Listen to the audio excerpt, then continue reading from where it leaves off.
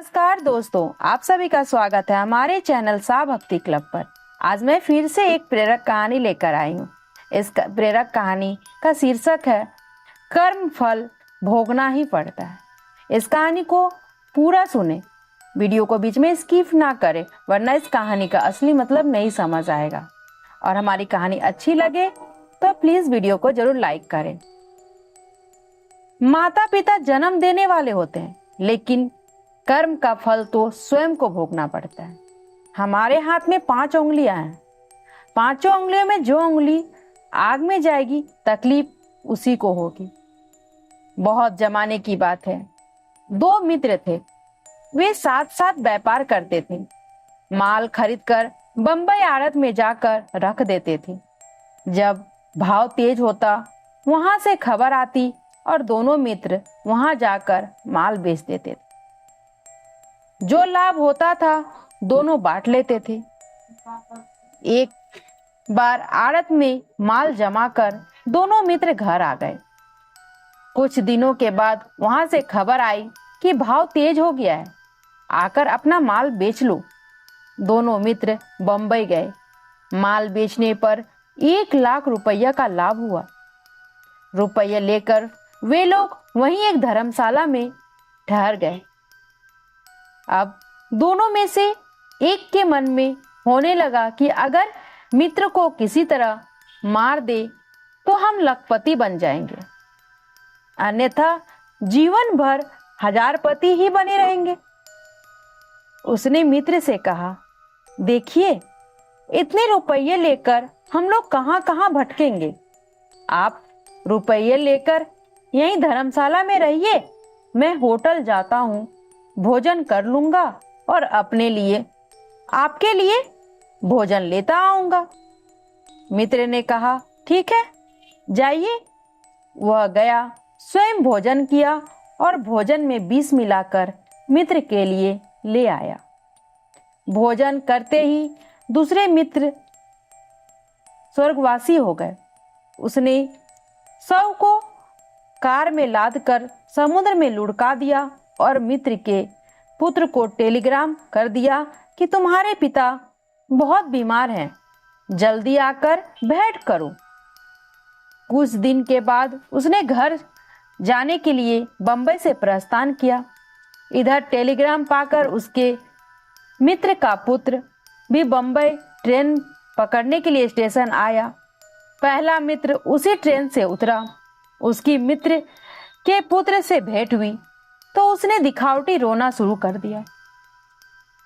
रोते रोते वह कहने लगा, हम एक रोटी को 2 टुकड़ा करके खाते थे, हमारे दिल का टुकड़ा हमसे छीन गया है, हम बर्बाद हो गए।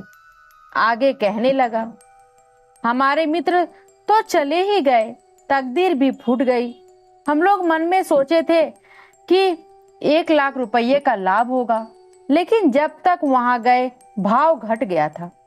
मात्र 10,000 रुपये का लाभ हुआ। 5,000 तुम्हारे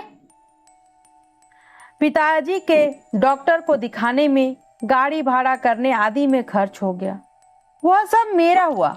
मेरा मित्र था, कोई बात नहीं, उसके लिए तुम चिंता मत करना। ये 5,000 रुपया लो। बेचारे का बाप भी मर गया और रुपये भी मिले 5,000।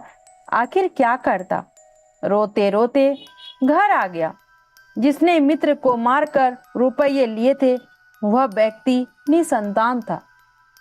साल भर के बाद उसको पुत्र हुआ। बुढ़ापे में बाप बना। घर में बहुत खुशहाली थी।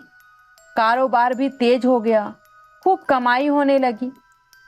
वह समझने लगा कि वास्तव में पाप करने में ही लाभ है। इतने दिनों तक कुछ लाभ नहीं हुआ था, अब लाभ ही लाभ है। पाप नहीं करते तो बाप भी नहीं कहलाते। अचानक लड़का बीमार हुआ। बड़े बड़े डॉक्टरों को बुलाया गया। इलाज चलने लगा पर सुधार नहीं हुआ। अंत में डॉक्टर ने कह दिया, इस रोग का इलाज यहां नहीं होगा, इसे स्विट्जरलैंड ले जाओ। पैसे की कमी तो थी नहीं। उस आदमी ने अपने बेटे को स्विट्जरलैंड ले गया। वहां रहने, डॉक्टरों की फीस भरने, दवाई आदि में बेशुमार खर्च लगने लगे। कब तक रोगी को आराम होगा, कोई ठिकाना नहीं था। इधर जो मुनीम लोग कारोबार देखते थे, उन्होंने देखा कि मालिक कब तक आएंगे, कोई ठिकाना नहीं है। बस सब मनमानी करने लगे। बस जब जब मुनि पैसे मांगते थे, तब तब इन लोगों ने पैसे भिजवा देते थे। इसे अपने देश, वहां के डॉक्टरों ने कहा कि इसे अपने देश ले जाओ। निराश होकर वह बच्चे को लेकर भारत आ गया। यहाँ फिर से इलाज शुरू हुआ। डॉक्टर आते, देखते और दवाई देते। इधर व्यापार में सब घाटा ही घाटा होने लगा, कर्ज बढ़ने लगा। एक दिन वह व्यतीत मन से बच्चे को गोद में लेकर उसकी ओर देख रहा था। एकाएक बच्चा हंसने लगा। उसके मन में हुआ कि बच्चे को आराम हो गया। पूछा, बेटा तबीयत ठीक है? बच्चे ने कहा, पहचान लो मैं कौन हूं। तुमने जो रुपये लिए थे मैंने वसूल कर लिया। अब जो बचे हैं उन्हें मेरे श्राद्ध में खर्च कर देना। इतना कहकर उसने शरीर छोड़ दिया। यह कहानी बतलाती है कि शुभ कर्म का फल शुभ होता है, अशुभ कर्म का फल अशुभ ही मिलता है। अगर हमारी यह कहानी आप सभी को अच्छी लगी हो तो प्लीज़ हमारी कहानी को ज़्यादा से ज़्यादा शेयर करें और हमारे वीडियो को ज़रूर लाइक करें और हमारे वीडियो में कमेंट करें और हमारे चैनल को प्लीज़ सब्सक्राइब कर लें। धन्यवाद।